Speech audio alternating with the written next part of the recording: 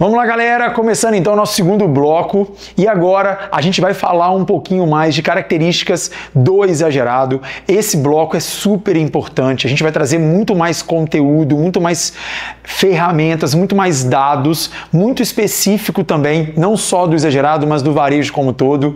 Então, continua aí. Muita atenção, num ambiente seguro, de qualidade, de boa escuta, para a gente poder conseguir criar mesmo esse pensamento aqui, né, juntos, para você de fato entender tudo que a gente vai passar aqui e como que você vai aplicar isso nos dias do exagerado, no seu negócio, enfim. Beleza?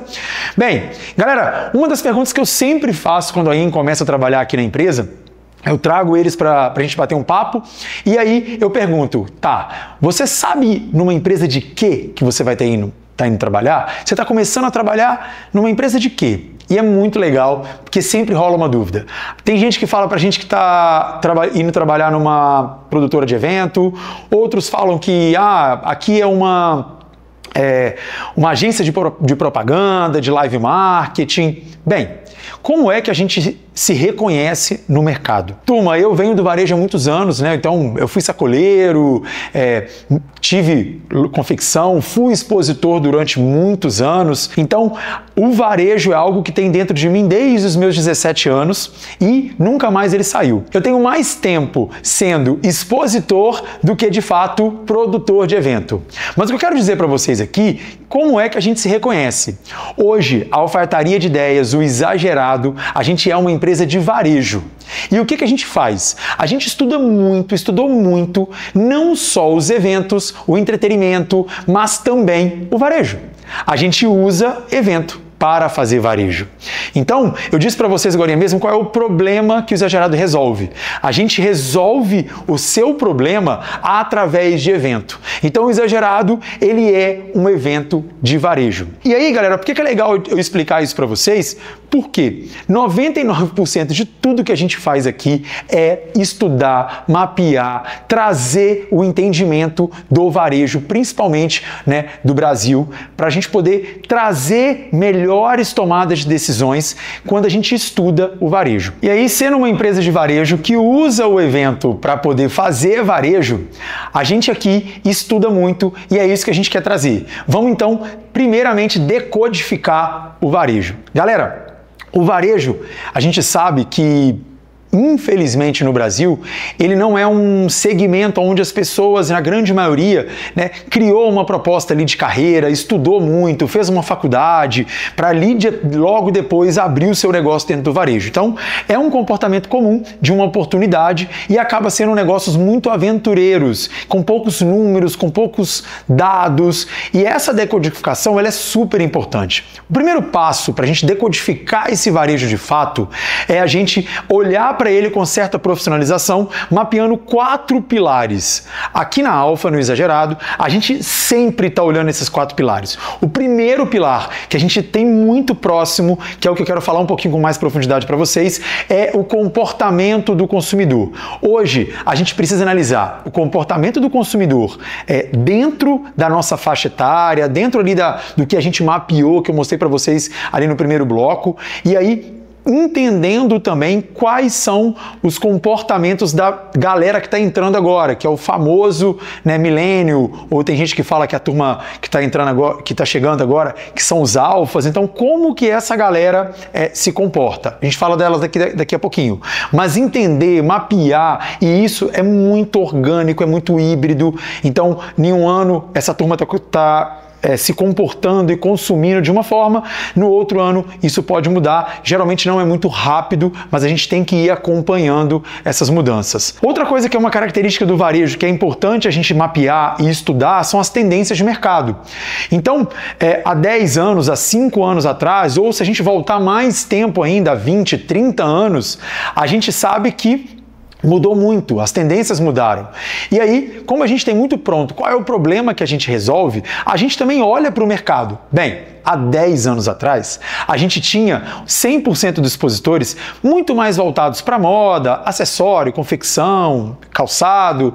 Bem, já tem alguns anos que a gente começou a entender que o mercado e a tendência desse mercado, a forma como a galera estava consumindo outros produtos mudou.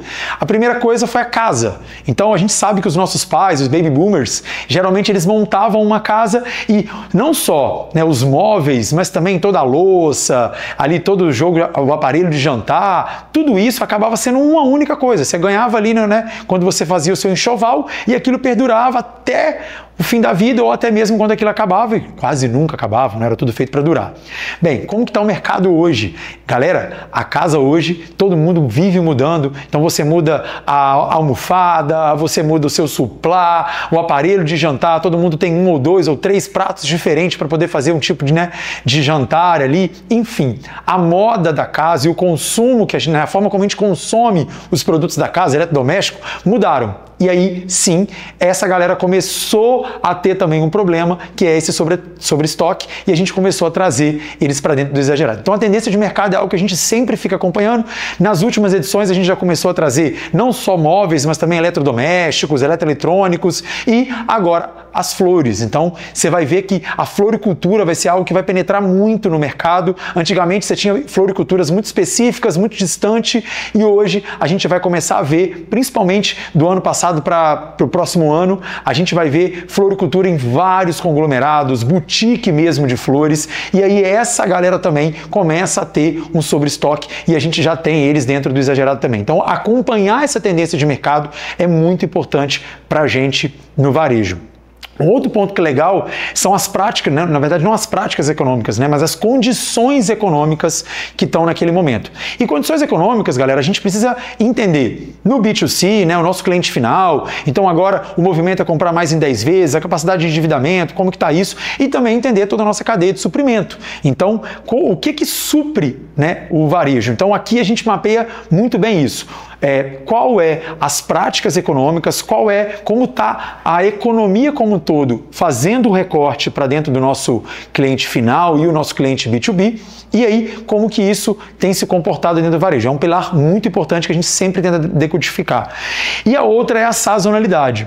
A gente sabe que no varejo a gente vai ter, né, vários picos e baixas de venda. É impossível a gente manter uma regularidade contínua de vendas, seja dentro da semana, se eu fizer um recorte por mês ou fizer um recorte por ano, eu vou ter ali, né, esses balanços de sazonalidades da venda. E aí como é que a gente vai trabalhar elas? Então, quando que a gente tem maiores vendas, menores vendas e o que faz isso acontecer e se teve alguma mudança, e aí a gente fica o tempo todo mapeando. Então, basicamente, para a gente poder olhar para o varejo de uma forma com profissionalismo, mas ainda de uma forma muito rasa, mas entendendo ele profundamente, 4 pontos que são esses. Os pilares como que está o comportamento do consumidor, quais são as tendências do mercado, quais são as condições econômicas que a gente está inserido e a sazonalidade hoje desse mercado. Dos 4 pilares que a gente, né, mapeia muito bem aqui no exagerado, talvez o comportamento do consumidor seja aquele que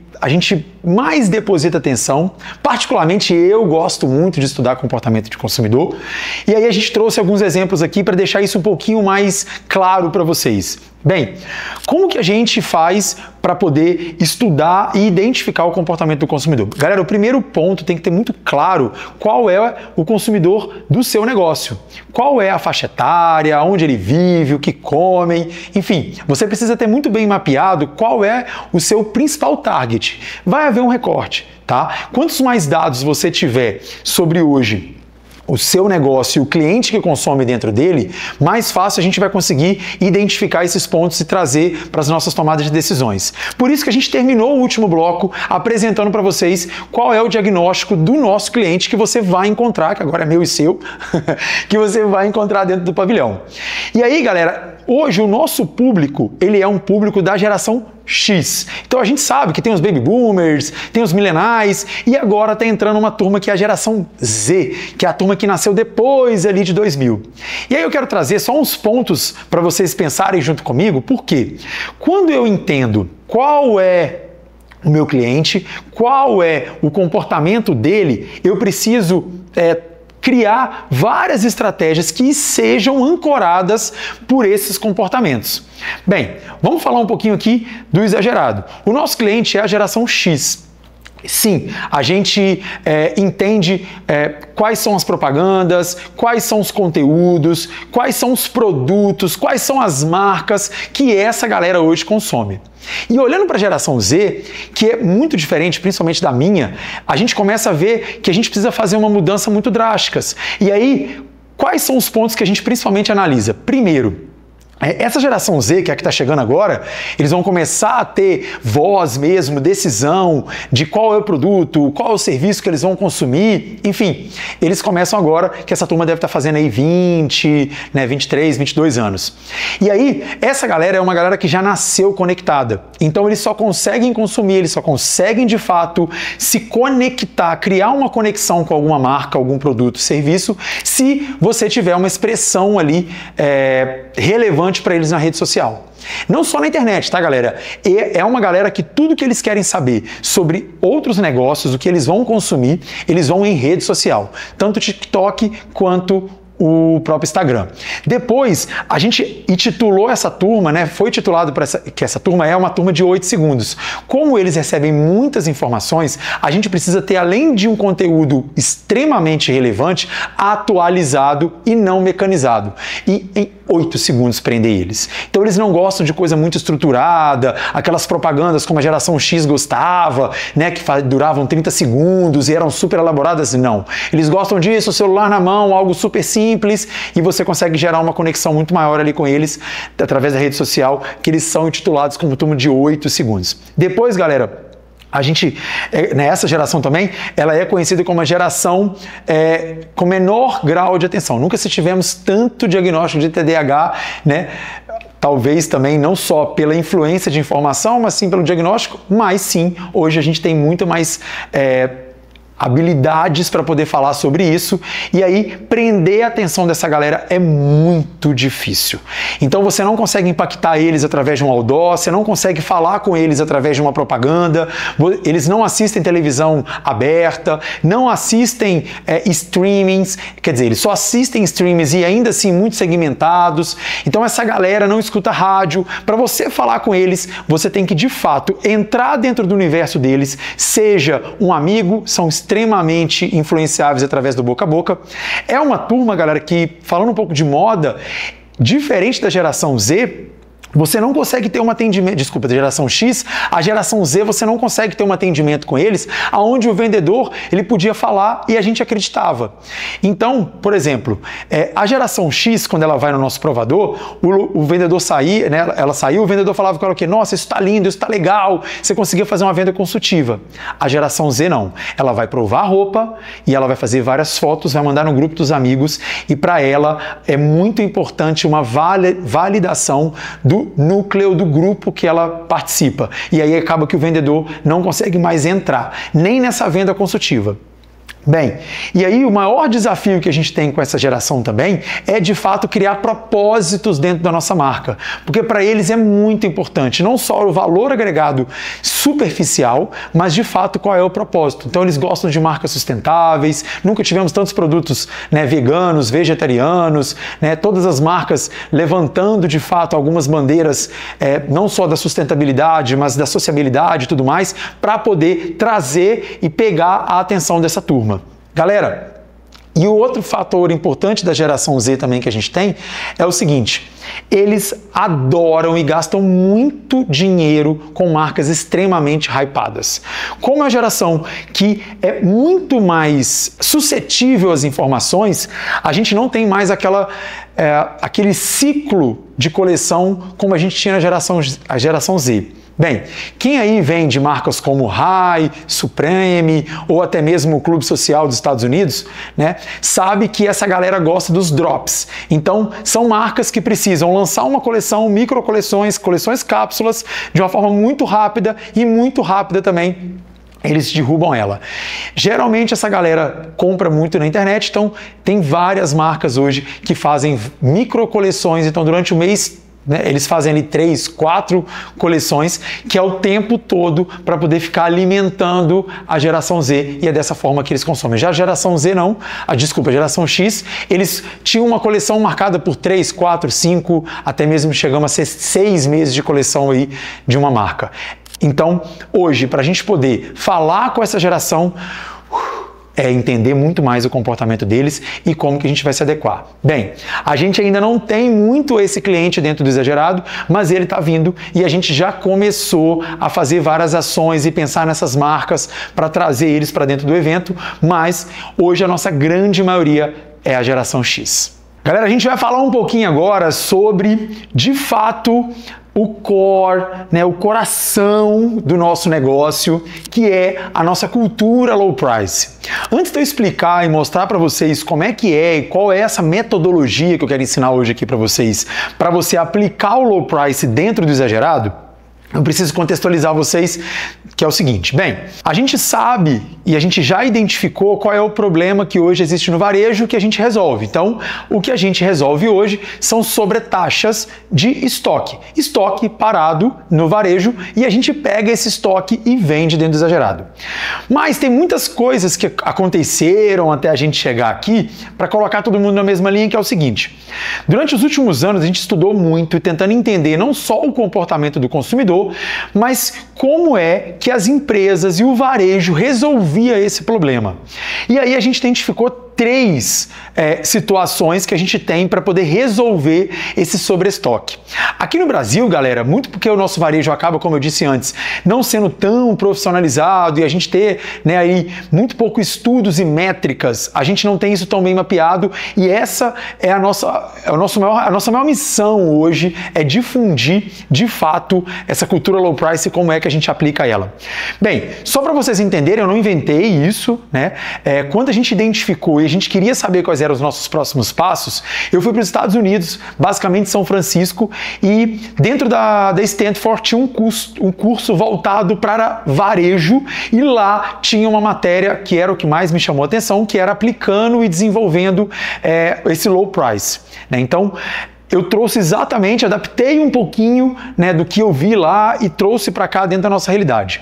Eu disse para vocês também que eu tenho muito mais tempo no varejo sendo expositor de eventos do que de fato fazendo produção. Tá quase equalizando isso, mas eu entendo muito as dores de um expositor, muitas dúvidas que vocês estão aí de como é que vocês vão, né, performar e ter sucesso dentro do Exagerado e o que de fato faz vocês irem para lá. Mas, para explicar para vocês sobre low price, como é que a gente faz isso dentro do negócio de vocês, todo mundo também pergunta assim, tá, por que o Exagerado não é fixo? Por que vocês não montam um outlet, né, um shopping de outlet? Bem, essa, óbvio, também eram nossas perguntas, até para a gente montar o nosso planejamento estratégico, entender como que seriam nossos, né, próximos anos.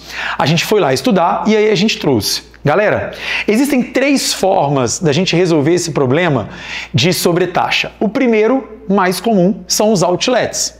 E aí a história ali dos outlets começou realmente nos Estados Unidos e mais ou menos ali na década de 1930, a Levi's foi a primeira que fez. Então o outlet primeiro foi de fábrica, era muito comum as fábricas terem algum tipo de problema na produção ou, né, um pedido que foi cancelado, e aí elas montaram lojas da fábrica para não atrapalhar o varejo de ponta, elas só vendiam o outlet, o fora daquela temporada, o fora daquela coleção.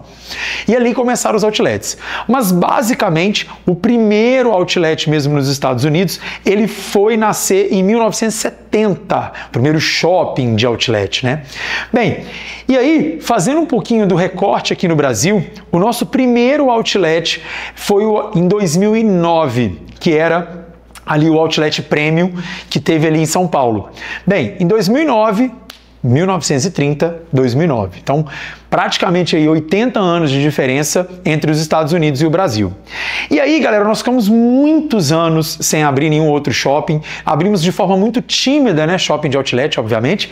Mas o porquê isso? Primeiro, a gente tem que entender de novo, né? Quando a gente olha para o mercado, para condições econômicas, todos aqueles pilares, a cadeia de suprimento aqui no Brasil, a força da produção da indústria, acaba não sendo uma força onde a gente tem um consumo tão tão grande para fazer com que, de fato, a gente tenha tanto estoque, sobre estoque, para poder levar para dentro de um shopping de outlet e manter uma loja funcionando por 7 dias por semana, 12 horas por dia. Então esse custo operacional, dado, né, ao estoque disponível para esse tipo de negócio, não fecha a conta. Então as indústrias, as fábricas acabam não conseguindo ter produto disponível que suporte para ter uma DRE positiva lá no final. Então com isso, muito da característica obviamente do Brasil, a gente também perdeu outra situação que é a descredibilidade do nome outlet. A gente nem gosta muito de usar o exagerado, né, chancelado ali pelo outlet, mas se a gente tiver que explicar de uma forma muito rápida, a gente fala, o exagerado é o quê? O exagerado é um evento de outlet, para ter aquela ideia. Mas o outlet em si hoje aqui no Brasil, ele tem desconto muito poucos agressivos, né? Ele gera ali em torno de 10, 20, 30% no máximo, que é muito diferente de todos os outros outlets, principalmente nos Estados Unidos ou até mesmo lá na Europa, que você consegue ter uma grande oportunidade de compra. E isso, galera, me chamava muito a atenção, assim. Quando eu fui para lá estudar, tentar entender, eu falava assim, cara, como é que essa turma consegue pegar um produto que custava $1.000 e vender eles por 30, 40, 50 dólares? Então nós estamos falando de descontos de 90, 95%. E eu falava, cara, como que essa conta fecha, né? Como que eles fazem isso? E obviamente deve ter algum tipo de profissionalismo, porque isso é rotineiro, isso é recorrente. Então, muito da minha curiosidade foi lá. E aí vem o X da questão. Galera, o que é o low price? O low price, ele é nada mais que a gente, primeiro, ter uma máxima que eu vou ter uma sobretaxa de estoque do meu negócio. Olha que louco. Material de construção, por exemplo, ele tem uma sobretaxa de estoque muito diferente da moda. O tempo, o ciclo, isso a gente vai olhar ali depois. Mas o mais importante é eu entender que eu vou ter uma sobretaxa do meu estoque e eu preciso criar um canal, eu preciso criar uma plataforma para que eu consiga, de uma outra forma, não usando os meios normais, levar esse produto para um outro ambiente para poder fazer uma liquidação dele, infelizmente, de uma forma muito diferente da que eu trabalho hoje, né? Na grande maioria das vezes, eu preciso de um outro tipo de mercado, de um outro tipo de público, e aí muda o comportamento, né? Muda vários outros fatores que você não está tão acostumado, você não mapeia tão bem, porque não é o seu target, não é ali o seu cliente inicial, né?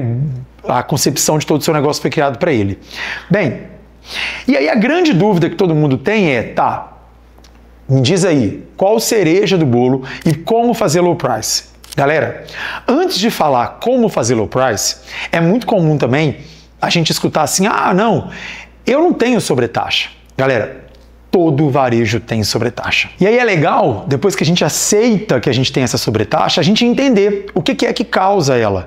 E, obviamente, tem vários fatores. A gente trouxe alguns aqui, que é o maior desafio que a gente tem hoje, de tentar entender e mapear, né, metrificar quais poderiam ser esses fatores dentro do meu negócio. Hoje, um dos principais pontos seria a mudança do comportamento do consumidor. Galera, quem tem aí, né, loja de calçado ou acompanha o movimento de calçados e acessórios, sabe que uma gladiadora, por exemplo, né, uma sandália feminina, a gente não consegue mais vender nem por R$10.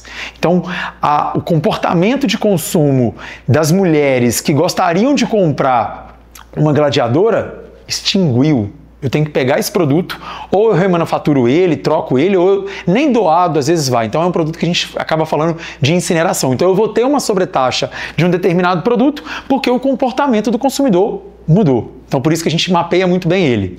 Bem, depois o perfil de bens de serviço com os gastos. A gente sabe que hoje em dia, principalmente essa geração que está chegando agora, que é a Z, eles têm uma forma de consumir muito diferente da nossa. Então eles não querem mais comprar carro, eles não querem mais comprar casa, eles querem alugar carro, eles querem, né, usar a mobilidade deles de uma forma muito mais através de serviço.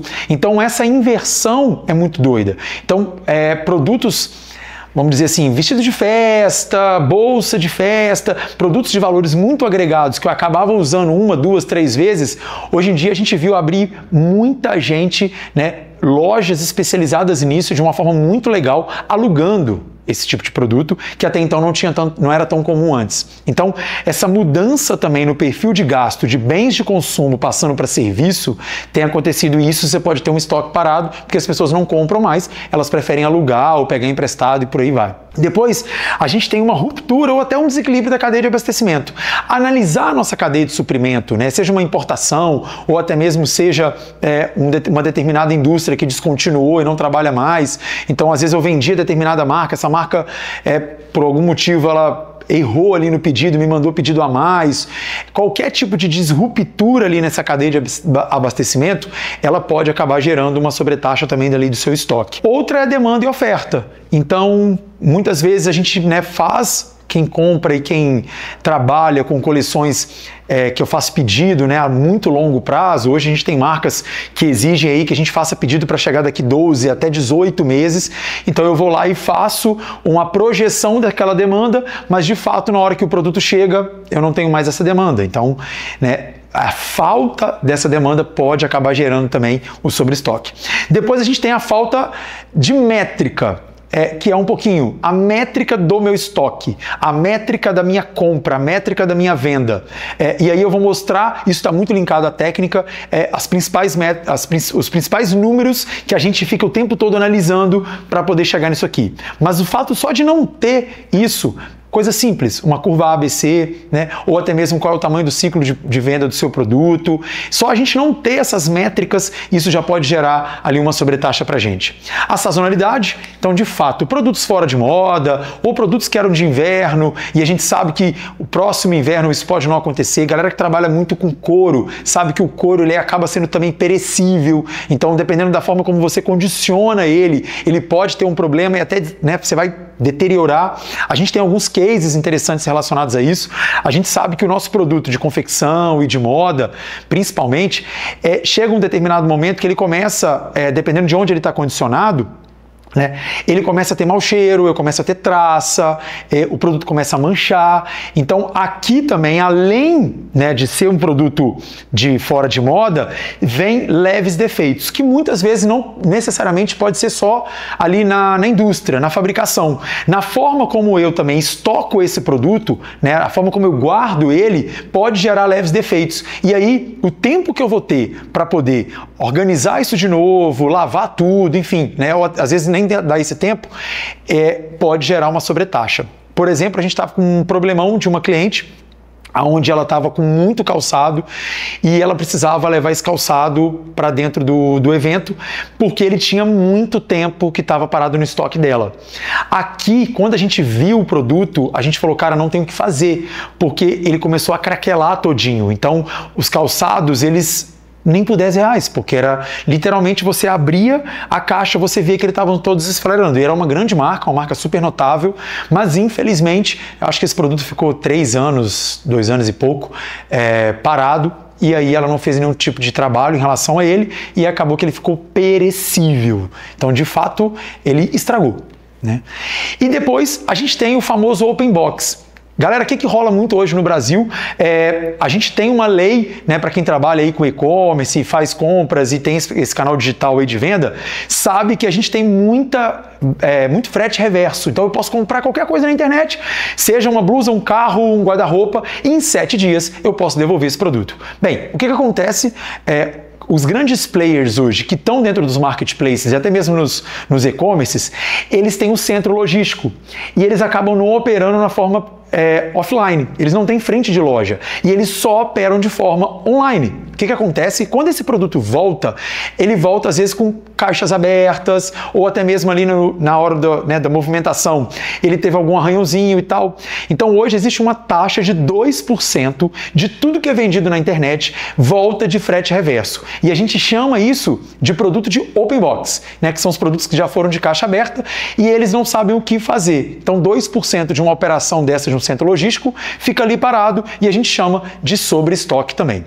Então, galera, só para vocês entenderem um pouquinho que esse estigma que a gente tem de que a gente não pode assumir ou a gente não pode olhar para esse estoque com profissionalismo, com maturidade e sem essa pessoalidade de achar que a gente está mandando mal e por isso que ele sobrou, não é real. sempre vai sobrar. E aí um outro dado que eu gosto muito de trazer aqui é o seguinte: qual é essa taxa de sobreestoque? Bem, lá nos Estados Unidos, a gente tem uma taxa de sobreestoque de 8%. Então, a cada 100 produtos que o varejista compra, 8 sobram. Aqui no Brasil, a gente tem uma sobretaxa, sabe de quanto? De 21%. Isso no varejo, tá, galera? Se a gente fala do varejo que vem direto da fábrica, a gente vai ter uma taxa um pouquinho maior ainda. Quanto mais, né, eu produzo, acaba que mais eu tenho ali uma sobretaxa. Então, a cada 100 produtos que você compra, 20 a 21, né, podemos chegar até a 25, ele vai sobrar. E aí, o que eu faço com isso? Como que eu mapeio isso? E aí é o grande pulo do gato, é a hora que eu entendo e é a hora que eu aceito. Então, a primeira coisa que a gente tem que ter para poder fazer low price e participar do exagerado de fato é: eu preciso aceitar meu estoque parado e a recorrência dele. Esse é o principal ponto, galera. Entender que vai sobrar, que é uma taxa, né, nacionalmente está em torno de 20 a 21%, então é muito difícil isso oscilar tanto, tá?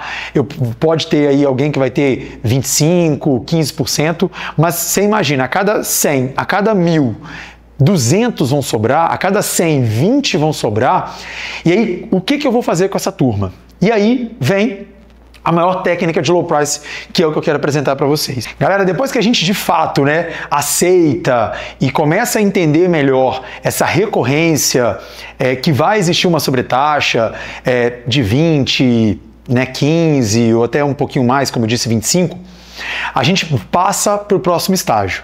Bem, Vitor, eu não tenho essa sobretaxa. Galera, existe uma técnica. O meu papel aqui agora, junto com vocês, é provocar vocês. Eu não vou conseguir aprofundar tanto, mas também tem vários livros, vários artigos explicando um pouquinho melhor sobre isso.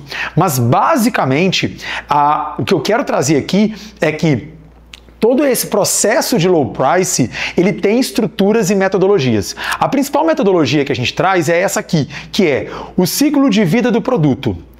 Como que eu vou saber a minha taxa ou a minha sobretaxa de estoque se eu não consigo entender qual é o ciclo daquele produto dentro do meu negócio?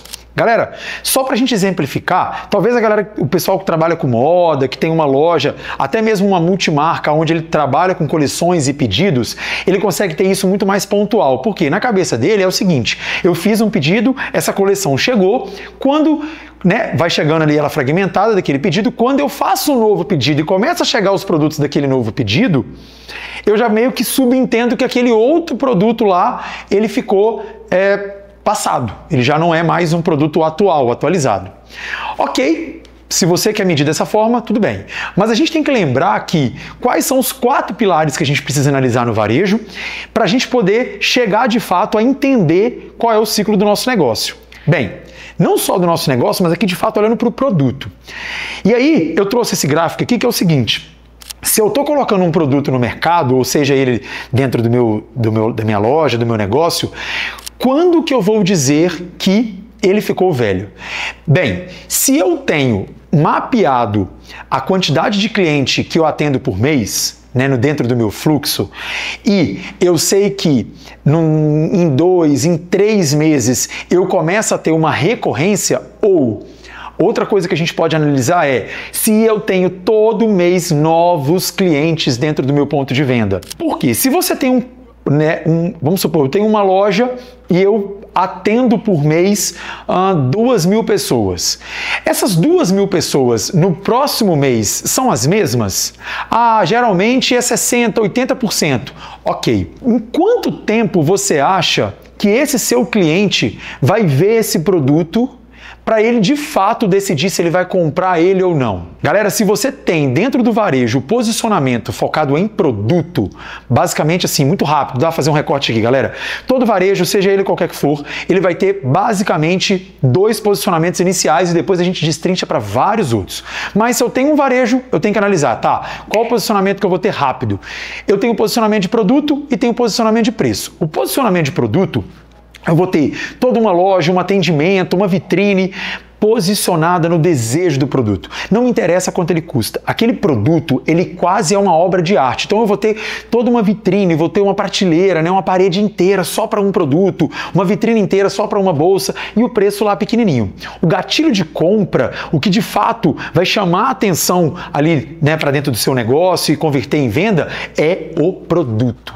É muito mais do que ele custa. Bem, se eu tenho um negócio posicionado pelo preço, é completamente diferente. Daí eu vou ter o preço muito mais em evidência do que o produto. A gente consegue entender isso, por exemplo, quando eu tenho uma banca e ali eu tenho vários produtos e ali eu tenho qualquer peça R$ 49,90. Bem, o que me chamou a atenção foi o R$ 49,90 e ali depois eu vou procurar qual o produto de R$ 49,90 eu quero. Então, posicionamento de preço, posicionamento de produto. Galera, dá pra gente aprofundar muito mais em relação a isso. Mas, normalmente, a galera que vai para dentro do exagerado hoje, ela tem um posicionamento muito mais focado em produto. E aí, por que eu estou falando isso? Se você hoje, dentro do seu negócio, dentro do seu varejo, dentro da sua loja, você, quando acha a sua taxa de sobreestoque, entende que sobrou uma mercadoria ali, e você precisa, dentro do seu ponto de venda, mexer em valor para o seu cliente comprar, alguma coisa está errada. E 99% das vezes é a forma como você está abordando. Por quê? Esse cliente, você pode criar várias outras facilidades para ele comprar o seu produto de forma, vamos dizer assim, com markup alto, com markup completo, que são, se a gente trouxer a média nacional, 80% do que você coloca ali disponível dentro do seu ciclo. E aí, você está pegando o potencial de venda dele e colocando, né, de consumo, na verdade, e colocando dentro de 20% que sempre vai sobrar. E aí, galera, aqui que está o X da questão. Eu preciso identificar o meu ciclo porque se o meu produto não está vendendo por posicionamento de preço e toda vez que eu desço o preço eu vendo, das duas uma, ou eu não estou conversando com o meu target certo, eu estou apresentando um produto para um tipo de cliente que para ele não faz interesse, ou ele de fato não está dentro daquela faixa etária e econômica para poder adquirir aquele produto, e aí eu preciso reposicionar o meu negócio. Por quê? Infelizmente, toda vez que eu tenho uma sobretaxa de estoque e eu só consigo liquidar, transformar ela em dinheiro, usando o 4P, que é promoção, promovendo ele em liquidação, reduzindo o preço, eu faço muito uma desordem dentro da minha cadeia de consumo e dentro do meu ciclo de cliente. E aí, galera, entender, tipo, como eu trouxe aqui, o material de construção. O material de construção, alguns produtos, piso, por exemplo, porcelanato, ou até mesmo bacias, ele tem um ciclo um pouquinho maior. Óbvio, né? Diferente ali da confecção e diferente talvez ali do acessório, mas ele também tem. E aqui está o grande pulo do gato, entender a minha sobretaxa e quando que esse produto ele vira, né, um produto defasado, faça com que a gente passe para o próximo passo, que é a tomada de decisão de como que eu vou transformar esses 20% do que vão sobrar em dinheiro. Então, galera, entender ali o seu VP, o seu ciclo de vida do produto é muito importante, por quê? Assim como, né, a gente já identificou lá atrás, existe uma sazonalidade, seja ela causada pelo comportamento do consumidor, seja ela causada pelo clima, enfim, vai existir uma sazonalidade dentro do nosso negócio. E aí, o produto também, ele vai ter, de fato, um pico de venda e depois ele vai ter uma queda. E aí o que a gente precisa entender é como que o nosso consumidor consome para saber quando que eu tenho sempre que trazer o pico e não preocupar, sabe, na hora que ele está descendo. Eu tenho que identificar, mas gastar menos energia com a baixa e sim com o pico. Então, a gente tem, quando eu penso num produto que eu fabrico, eu vou ter aqui a preparação, a pesquisa, depois eu tenho o processo ali de introdução, de experimentação, de colocar ele no mercado, logo depois eu tenho de maturação, que é a hora que ele chega no pico mesmo, que está todo mundo vendendo, e aí na hora que ele começa a sair do platô, que ele desce, é a hora que a gente vem, que geralmente é a descontinuição ou a substituição. Estou falando de uma forma mais ampla, e aí quando a gente faz esse recorte para dentro do nosso nosso negócio, eu tenho que entender muito isso. Eu trouxe lá qual é o ciclo também de compra dos meus clientes recorrentes, trouxe também qual é o comportamento das marcas que eu vendo, né? E quais são as sazonalidades de onde eu estou inserido dentro ali do meu negócio. Então depois ali, galera, que a gente, né, vem ali identificando o CVP, a gente precisa também trazer uma outra métrica que é muito importante dentro do varejo, que é a minha curva ABC, ou também conhecido como Pareto 80-20. Tem vários sistemas, ERP, que entregam isso, então se você já tem, né, um sistema onde você lança todas as entradas, todas as saídas, é muito comum que num clique você consegue ter essa curva, né, que é o produto ABC. Bem, vou tentar explicar de uma forma mais didática possível, mas é uma matéria e uma técnica, uma metodologia que requer sim um pouquinho mais de estudo, um pouquinho mais de elaboração para vocês poderem se aprofundar e aplicar e até saber fazer uma leitura melhor, né, dos dados que uma curva ABC e o Pareto 80-20 vai trazer. Mas basicamente, galera, explicando que é assim, 80% de todo o seu faturamento vai vir de 20% dos seus produtos. Então, numa loja, num varejo, eu vou ter lá 100 produtos, aonde 20 produtos vão gerar 80% das minhas vendas, que é o produto A. O produto B, ele vai corresponder a 30% dos itens que você vai vender e 15% do seu faturamento. Já o C, galera, são 50% de todo o seu estoque e vai representar 5% das suas vendas. E aí, o que é interessante a gente ter aqui? Geralmente, o que a gente faz é, eu preciso pegar o meu produto da curva A, que tem ali 20%, né, corresponde à minha venda, né, 80% da minha venda, 20% dos meus produtos, e colocar um markup maior nele, o maior valor agregado nele.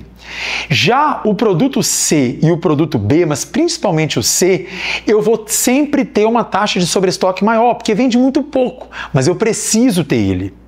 E aí, o que a gente faz aqui? A gente tenta sempre trazer mais novidade, mais recorrência, mais inovação no produto A e um ticket médio diferente.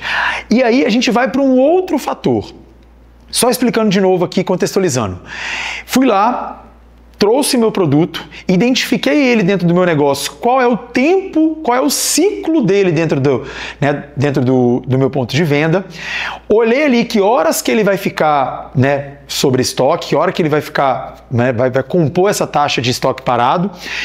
Dentro disso eu vou olhar para a minha curva ABC e vou olhar, tá, esses produtos aqui, ele é A, ele é B ou ele é C? Se ele for A, você tem que liquidar ele muito rápido.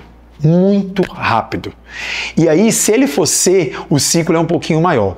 E isso vai nos ajudar no próximo estágio mais importante, que é a formação de preço. E aí, o que acontece? É muito comum no varejo a gente ter algumas máximas. Essa marca aqui eu marco 2.4. Essa marca aqui eu marco 2.2. Essa marca aqui eu marco 2.0. Tá, mas qual é a lógica disso? Qual é o rateio que eu faço disso? Então, o último passo e o mais importante é a gente tirar também a ideia de que a formação de preço dentro do meu ponto de venda não pode ser igual, seja por cada marca, seja por cada segmento e seja por cada fabricante, enfim, por cada produto. Eu preciso entender que os produtos eles vão ter comportamentos diferentes dentro do meu negócio e eu preciso ter precificações diferentes também dentro do meu negócio. E aí, o que eu quero dizer? Produto C, ele vai ter um markup muito menor do que o produto A. O produto C, eu vou ter muito mais tempo de venda para ele, então eu preciso ter uma rotatividade dele a nível de preço de oportunidade maior. Em contrapartida, o meu produto A, eu vou conseguir ter mais valores agregados. Se eu trouxer isso para o universo de um material de construção, o meu A vai ser um porcelanato e o meu C vai ser areia brita e tijolo.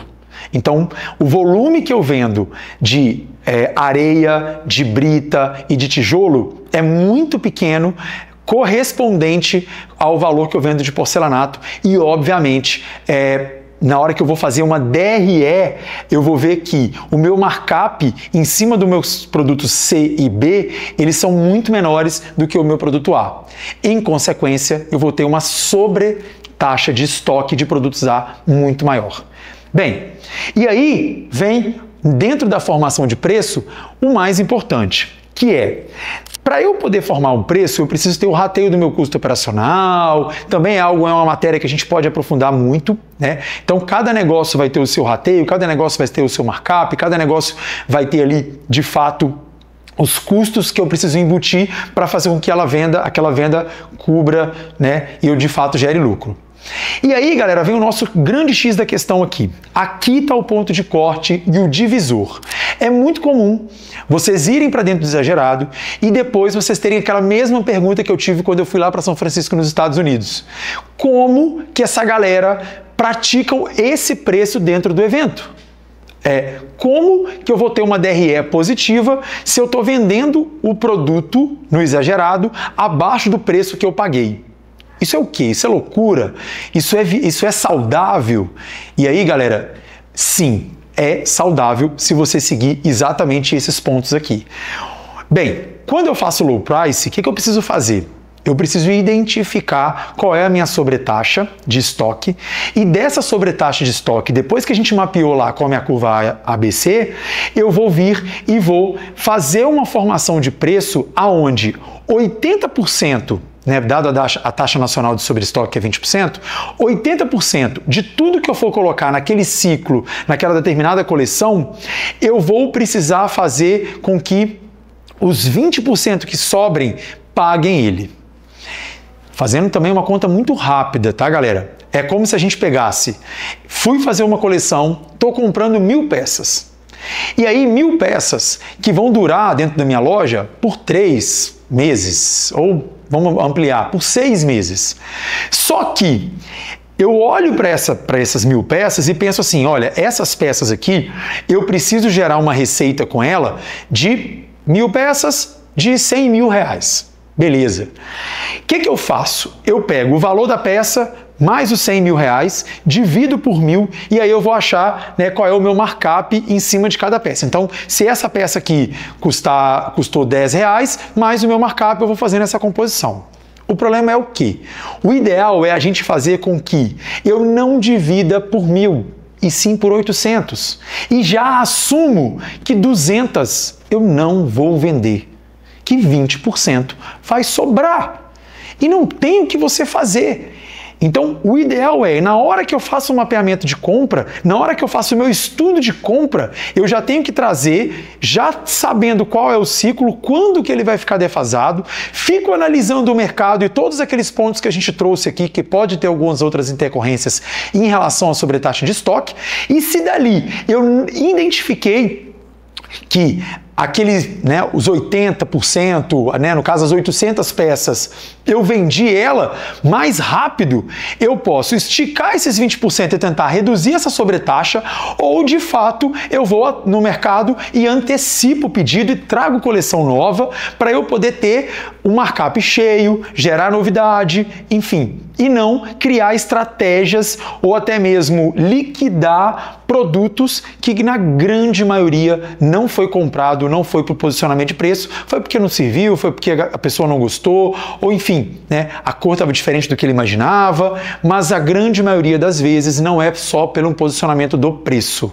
E aí eu vou ficar tranquilo, por quê? Porque aqueles 20% que sobraram, os 800 que eu vendi, eu já cheguei no faturamento que eu queria. E esse é o pulo do gato e foi isso que eu vi lá. Então, o que acontece muito lá fora nos Estados Unidos, quando a galera aplica muito essa história do low price? Eu pego uma coleção, que é basicamente isso, e quero ganhar ela 1 milhão, né, no período de 6 meses, vamos supor assim. Quando eu atinjo esse 1 milhão, seja ele pelo valor ou seja pelo tempo, né, o ciclo, eu já sei que o que sobrou eu preciso literalmente incinerar. E aí já não me importa mais quanto eu paguei, mas no volume muito rápido, quanto que eu vou entregar isso de receita. Então eu sei que se eu fizer um leilão, ou se eu mandar isso para um outlet, ou de fato eu sair ali do meu, né, não usar a minha máquina, não usar os meus clientes, não usar, né, a minha estrutura para vender aquilo, eu vou gerar uma receita com um custo que 100% dele já foi pago pelos 80% mapeados. E aí, por isso que quando isso chega lá no outlet, isso chega no ponto de venda que ele aplica low price, ele pega e faz um valor tipo que ninguém vai pensar em não comprar. Era um produto de R$800, R$1.000 e ele está vendendo por 90, 100, 150. O que ele quer é, naquele período curto, fazer dinheiro o mais rápido possível. Por quê? Porque a grande maioria de outros fatores que a gente não controla pode ainda fazer com que esses produtos, assim como eu contei lá para vocês, peguem mau cheiro, se deteriorizem ou até mesmo o mercado, como as gladiadoras, não querem mais nem por R$10. Galera, essa é a maior técnica e de fato é o que chancela, o que perdura o exagerado, que faz com que a gente leve o exagerado para todos os lugares. Enfim, existe essa dor no mercado e o exagerado resolve esse problema. Então, quando a gente percebe um cliente e a gente troca com ele e ele de fato tem muito bem mapeado qual é a sobretaxa, qual é o ciclo do produto dele, qual é a curva ABC, qual é o markup que ele aplica em cima dentro de cada marca, de cada segmento da loja dele, do negócio dele, a gente consegue ter muita assertividade e fazer com que a gente garanta mais ainda uma entrega. Então, se você, não tem isso muito mapeado ainda, eu nem te convido a passar para o próximo vídeo, que é a nossa próxima aula. Volta de novo, lê um pouquinho mais sobre isso, lê nossos materiais complementares, volta para dentro do seu negócio, traz essas métricas, que isso vai te ajudar muito na tomada de decisão e, de fato, você não sofrer na hora que você tiver que fazer e que montar preço e que montar isso lá dentro do exagerado para poder fazer dinheiro de verdade e sim, no final, fazer com que você tenha uma DRE, um demonstrativo de resultado econômico extremamente positivo. Beleza? É isso, galera. Obrigado. Se tá tudo certo e tem todos esses dados, bora para a próxima aula.